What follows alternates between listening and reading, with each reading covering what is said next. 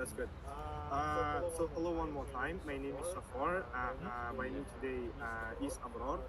So we'll be asking you questions about your works and some personal ones as well. It is one of the series of the Silk Road Survival podcast. We are bringing that highly academic knowledge to the masses in quite a simple language. So today's agenda will contain three parts. So in the first part, we'll ask you some personal and work-related questions to get to know you and your works better. In the second part, we will discuss one of your works, which is putting the corporation in its place. Um, what else? And then in the third part, we'll have another work, which is the economics of lending with joint liability, theory, and practice. Before that, we would love to thank you for joining us today. Thanks for your time and your contribution beforehand. So now I will introduce the guests, so you, and we will move to the questions in the part one. Yeah. So our guest today is Timothy Guinnane. Philip Baldwin Park was Professor Emeritus of Economics at Yale and a leading economic historian. He's an economic historian who studies how the rules and institutions of finance and businesses shape real economies, past and present. So, trained at Haverford and Stanford, he joined Yale's faculty in 1993 and has mentored generations of economists. Blending history, economics, and law in his works, he reveals how smart institutional design unlocks enterprise and growth. So one more time, hello. All right. So I guess we can move on to the questions right ahead. I hope the introduction was good. So Professor Guinnane, what first drew you to the field of economics? Was there some open eyes moment when you realized that this is what you want to be doing for the rest of your life? I think in college, I always liked math a lot. And I liked math classes, but I found them just a bit artificial. And when I took a couple of econ classes just to see what it was like, and I realized that this was, I liked the questions and topics, and I also liked the way economists work. So it was a combination of the two. Uh-huh. Great. Thank you. So the next question will be by Abror. Okay, thank you so much for taking your time. And my question would be, so you spent decades at Yale teaching and doing research. So why did you choose this place, and what is so special about it? Yeah. Well, to be honest, they chose me. Academic jobs, good academic jobs, are rare, even in the United States, which is is a huge country. So, there's many universities in the U.S. Many of them are very good, but Yale just stands out as special. The other reason was Yale has a long tradition of economic history. Many top economics departments don't really emphasize economic history. Certainly they didn't in the past.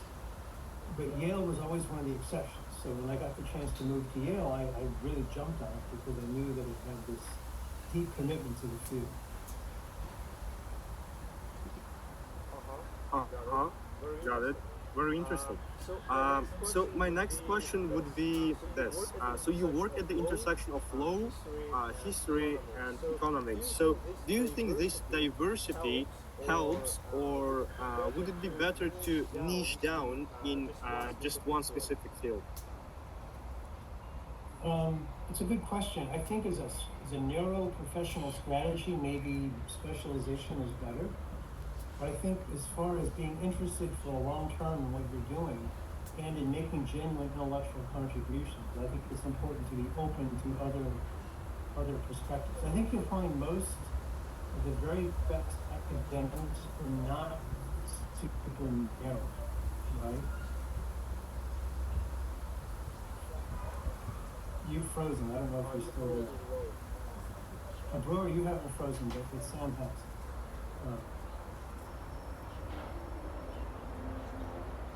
Yep, it's okay now. It's okay by now. Brewer, can you hear me? Yes, that's good. That's good. Uh, uh, Yeah. Sorry for that. All right. Can you hear me now? Um, Yeah, Sam seems to be frozen. His internet doesn't seem to be working. all right. So my question would be about research. So doing research is basically taking a lot of time. It takes years to complete the research. And how do you keep going? How do you stay motivated during that period?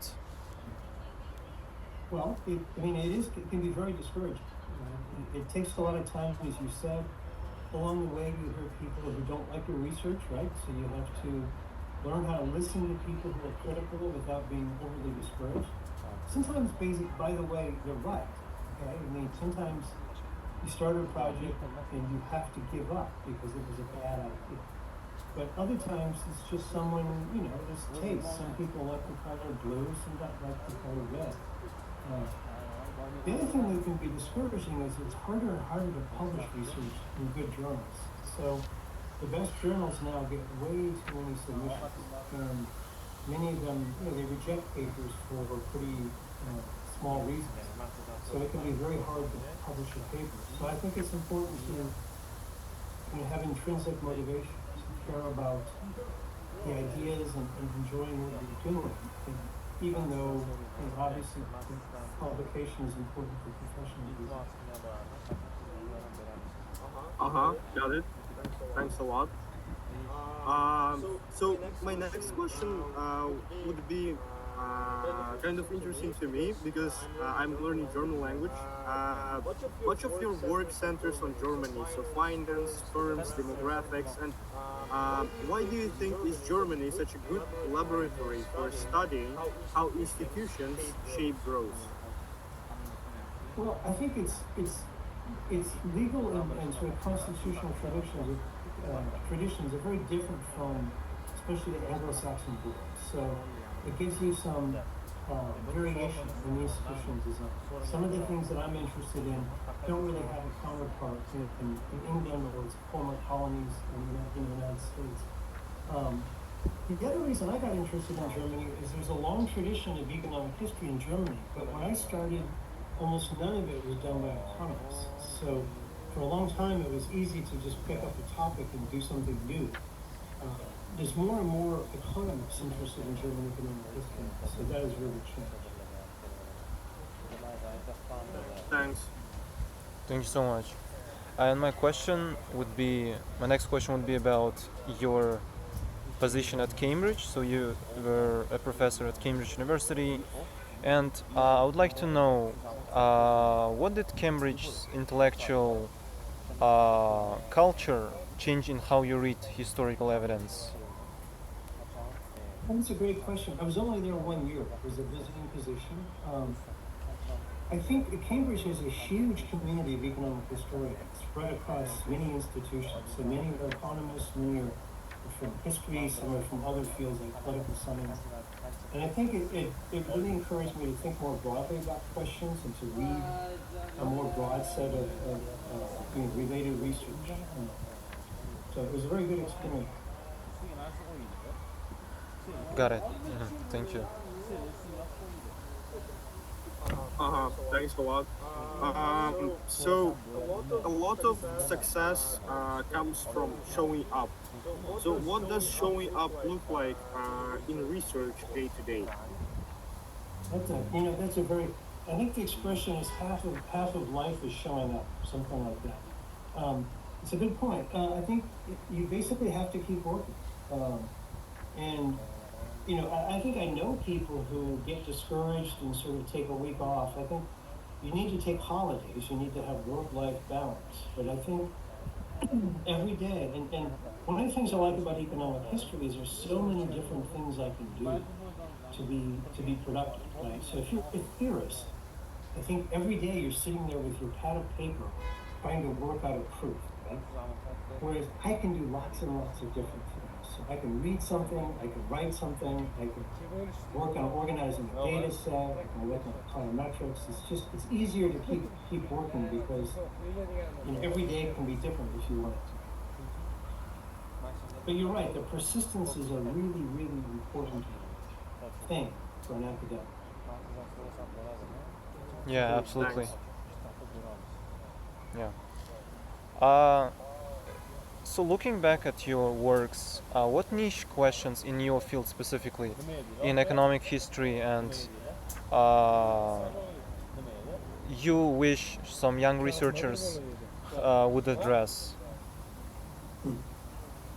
Um, I guess I don't really think about that. I've never really, I don't have anything like that. What I do wish, I'm concerned about the field and the way it's developing. I think this is typical of old guys. They always get worried about what the young people are doing. I worry a lot that younger economic historians care less about the data than they used to. It used to be that if you were in a room full of economists, you could always tell the economic historian because they were the person who was most worried about where the data came from, what kind of biases were created in putting together the data, whether there's measurement error in the data, things like that. And more I feel like young economic historians just can't be bothered with that kind of question. So I see articles published and I say, I don't believe this because I know the source. And there's a reason no one ever used that source before, which is they understand it isn't what you think it is. So that's not so much addressing the question as wishing that people would pay more attention to a set of issues. Yeah. Thank you so much. So we're pretty done with part one, with asking general questions. And if you would like, we could proceed to the part two, where we will ask some questions regarding your paper, which is called Putting the Corporation in its Place. And basically, Safar could present the paper and then ask some questions. Yes, sure. Professor Guinnane, I'm extremely sorry for my connection problems, honestly. Like, I paid for my internet and I'm basically not getting it, sorry for that. So, my last question for the part one, I just had it. So, for young people, like who are interested in economics, what are the ways that they could engage with the subject? I mean, there are lots of them, like doing some research or like as us doing some podcasts.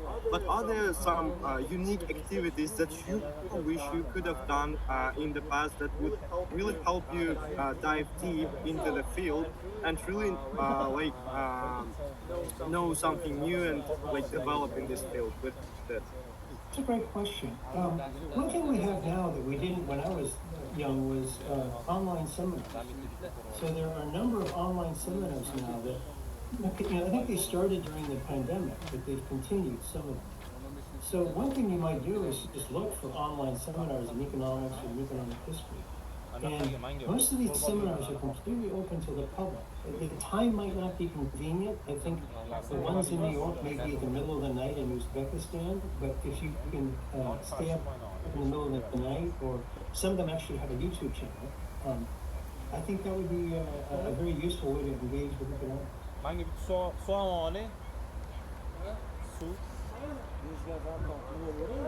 Great. Great, thanks a lot. So I guess we can move to the second part. So this will be a discussion of the work putting the corporation in its place. So first, I will briefly present the context of the work, its findings, and then we will move on to the questions. So the paper argues that most ordinary firms, like the classic corporation, is not the universally best choice. So it shows that when countries allowed a private limited liability company with legal personhood and limited liability, but flexible partnership-like internal rules, like SMEs, small and medium enterprises, fluctuate. So historically, Germany, in 1892, to be exact, pioneered this form, which is GmbH, Gesellschaft für mitbeschränkte Haftung. And the UK followed in 1907, France in 1925, and the US much later in 1980s and 90s, so with LLCs, limited liability corporations. So the late US adoption meant many American SMEs organized as corporations by necessity, not because the corporate form fit them well. So the message here is that the corporation is not the universally good method, good form, and that there are some other ones. And that institutional design details, not legal family stereotypes, drive business from choices and ultimately economic performance. So yeah, I hope I didn't miss anything out, and we can move to the questions now. So, Professor Guinnane, what first motivated you to study that classic corporation is not the best form for all firms? Okay, I should say that paper has three co-authors, and I think two of them, Rosenthal and Lamoureux, were sort of already working on this question. And I knew them from, I'd known them for many years, but they recruited me to work on the German part of this. So, in some sense, the idea was really theirs. I knew about this originally in Germany because in Germany you have a very stark, in the 19th century, the German corporation was really intended for public companies. So only really large companies like to be corporations. So you have this really stark divergence between the partnership and the corporation. I should say that in Britain, you're right, in 1907 is when they actually enacted a statute for the PLC. But long before that, their corporation was so flexible that really tiny firms were organized as corporations, and it wasn't really a problem. So one of the things in the paper is that in some sense what matters is the specifics of the corporation's rules and how rigid it really is. So in Germany, when they brought in the GmbHs, that was a huge innovation because it made it possible for the first time to have a sort of a small corporation-like entity. In Britain, they had these tiny, they were technically corporations, but they were tiny in the 1880s and 1890s because the corporation law was so flexible. Mm-hmm. Got it. Thanks a lot. So, which one design feature of PLLCs, maybe exit rules, transfer restrictions, voting flexibility, and others explain most of their appeal to smaller firms? Good question. I don't think it's only one. I think it's the combination of limited liability, right? And then the fact that in a PLLC, it's like a corporation in that once the firm is formed, it has its capital. And the owners can change, but they can't demand their capital back. That's called capital lock-in in the legal literature. That's a really important feature because it means, unlike the partnership, that the firm has some continuity. It doesn't have to worry about somebody getting angry and leaving the next day, which can happen with the partnership. And then the fact that PLC rules differ, but the shares are easily transferred compared to a partnership. So it's a better investment in some sense because I can invest in it knowing that if I want my money back in 2 years, I can sell it to somebody else.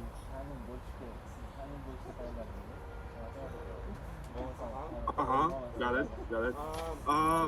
So, could you name the clear threshold where the classic corporation beats PLLCs? Maybe sector financing need. So founder don't overuse the middle form. I think the classic corporation, as you call it, is most obvious in cases where you want to be public, where you want to list your shares on the stock market. PLLC rules forbid it. So the GmbH cannot list its shares on the stock market. So, the obvious case for a corporation is when you want to be public. Now, here's the puzzle, or a slight puzzle. There's a lot of private corporations, right? So even in Germany today, a lot of corporations are not listed on stock markets. So they go through all these complicated procedures to be corporations, even though they don't want to list. Now, there's reasons for that, right? The corporation shares are much more liquid than a GmbH.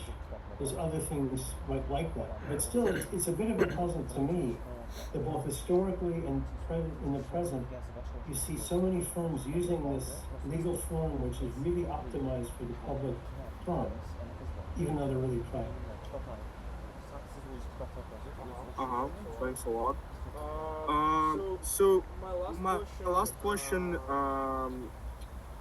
would be if you could redo this study today with richer data on individual firms and founders, What new evidence would you look at to test your ideas, and what results do you expect to find now?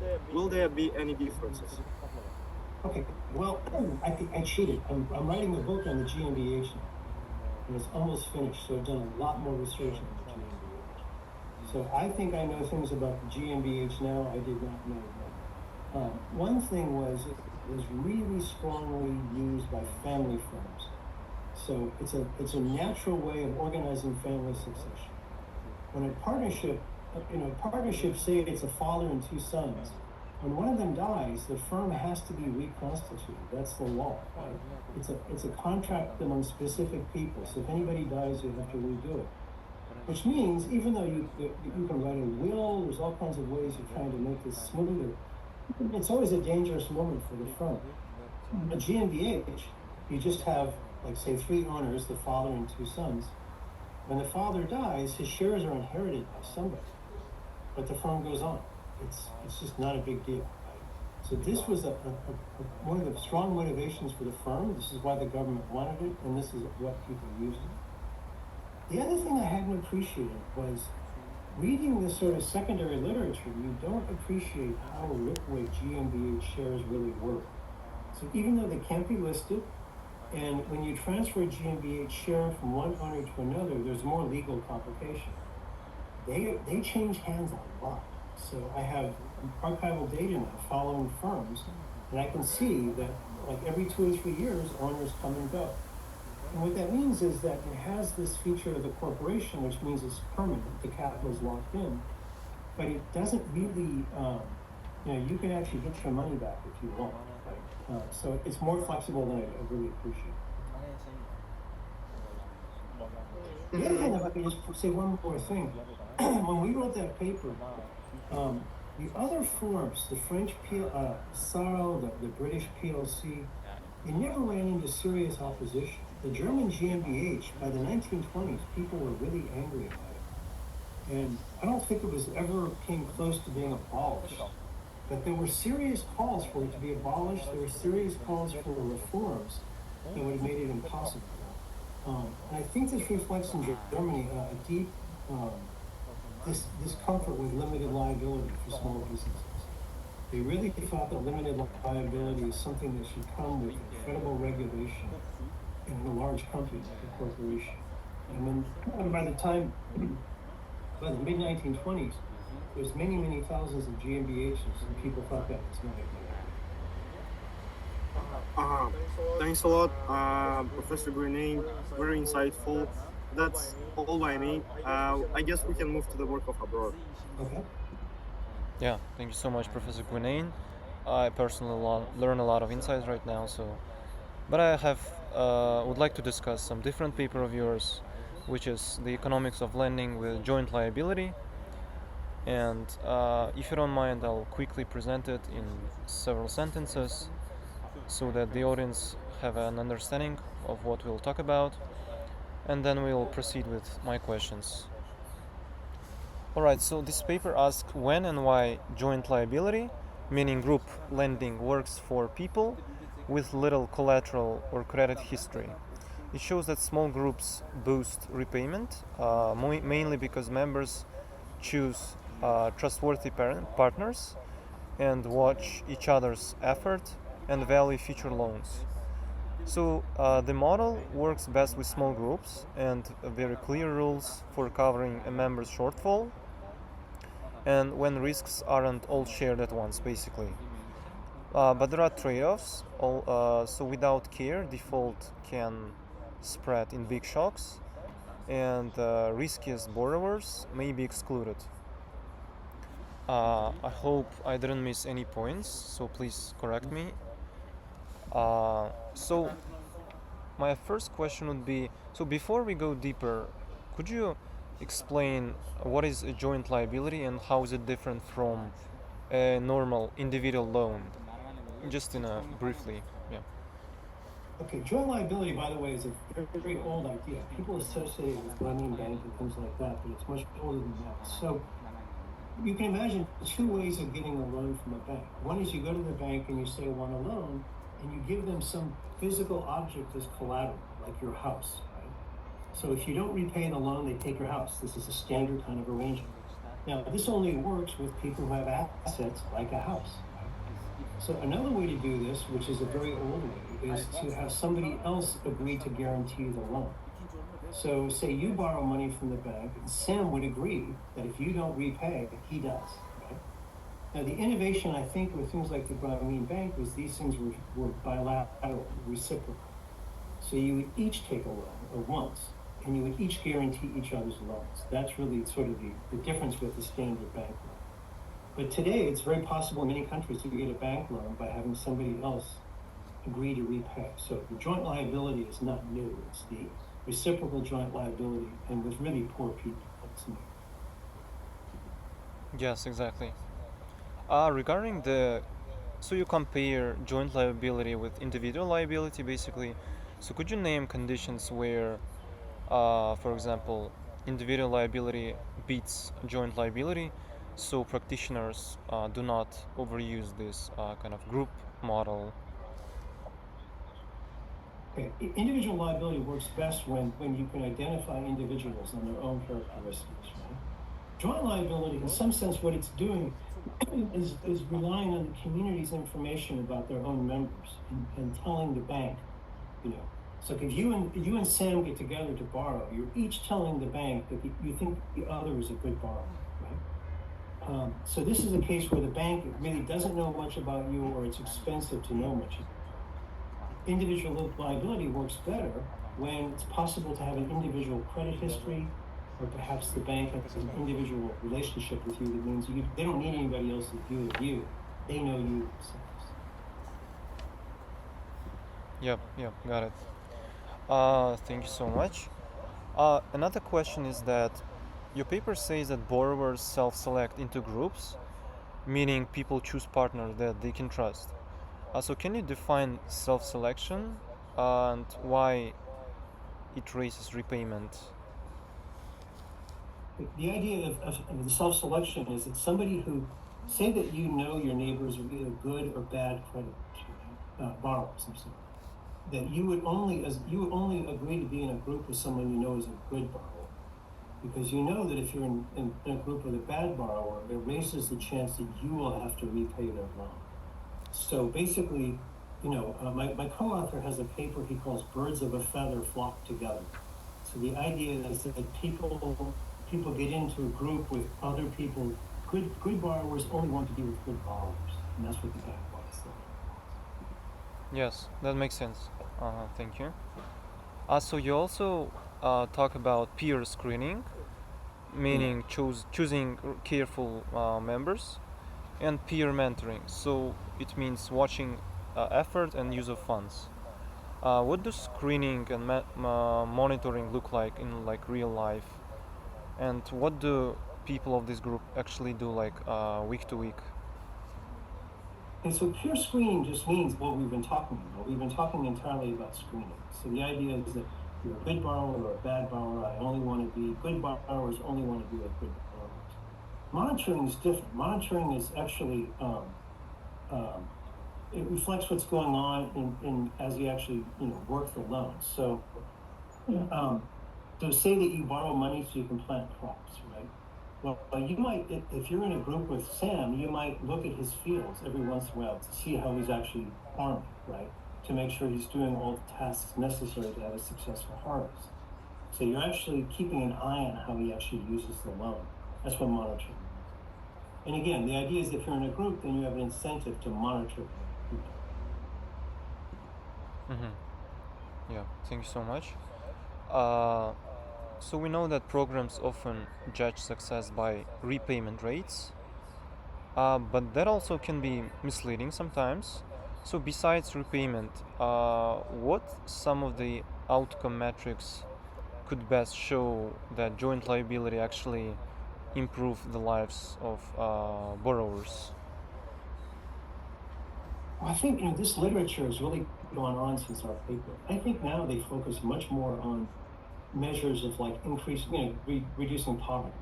So, it's one thing to make a loan and repay and to get it repaid, right? That's the repayment rate, as you say.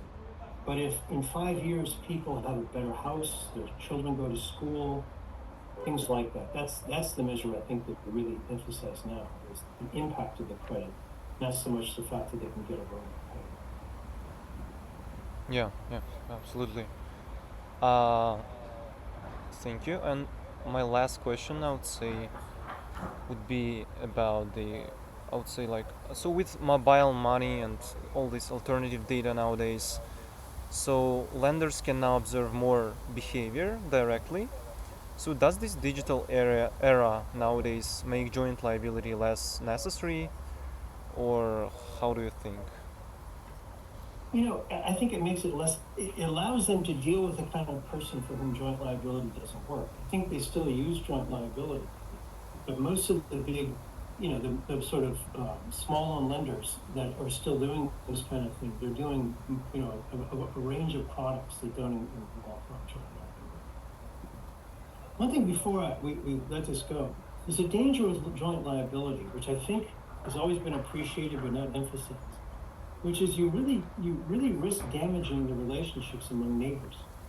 So like, say that you and Sam are in a joint liability group and you have to repay Sam's loan, right? That will really damage your relationship with Sam. And in some sense, what you're doing is you're risking a valuable asset, which is the community bonds. So I think one of the things that the people have always sort of appreciated but maybe not thought about enough is it's one thing for a lender to say, well, this works for us, but it works by actually placing at risk something that may be really important for the community more generally. Yeah, that makes sense. Thank you so much. That's pretty much by me. I personally learned a lot of insights. Thank you, Professor Guinnane. So, lastly, I would just love to thank you for joining us and taking your time and for your contribution. Uh, yeah, if Safar has some questions, we could. Yes.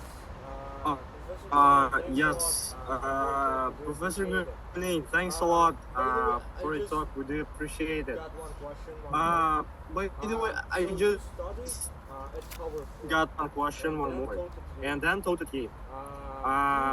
Do you think like it would be better to study in a more prestigious school in terms of like education or atmosphere?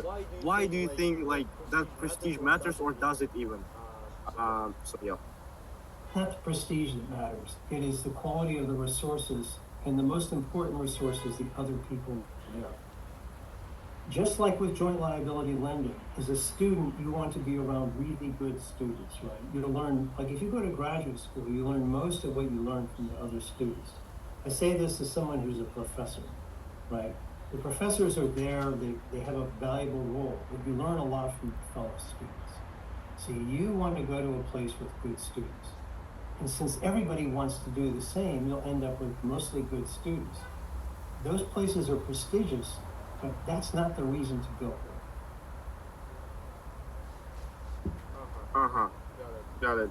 Pretty interesting. So, Professor Guinnane, this was like the shortest podcast so far. We asked all of our questions, but like the last thing, the really last thing, could you give us some feedbacks, even the critical, like even some critics, if you want? Like we're open to negative stuff. What can we improve about the podcast? Were the questions good? So this stuff. I think this is very good. You guys are very organized, and I was impressed with your summaries in my papers. So by the way, there's nothing wrong with short. I think people like short, right? When they see it and they see something that's an hour and a half, they say no, thank you. They see 45 minutes, they'll look. So I think there's nothing wrong with short. Sure. So Professor Guinnane, thanks one more time. We will send you the link as it's posted. Thanks one more time for your contribution and for your time. We do appreciate that. Okay. Good luck, guys.